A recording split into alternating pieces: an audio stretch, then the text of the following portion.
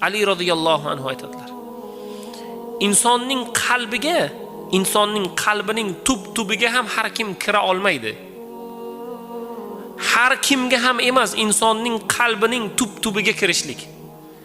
Lekin insonni tub-tubiga kirgan begona ziyoratchi bir lahzada o'sha qalbni vayron qilib chiqib ketishi mumkin.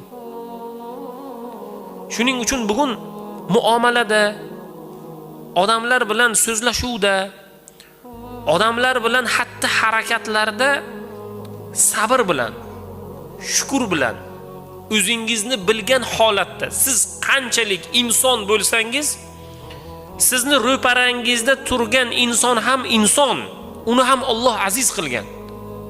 Sizni shoxingiz bor, uni shoxi yo'q emas. Siz qanday obro' e'tiborga ega bo'lgan bo'lsangiz, sizni ro'parangiz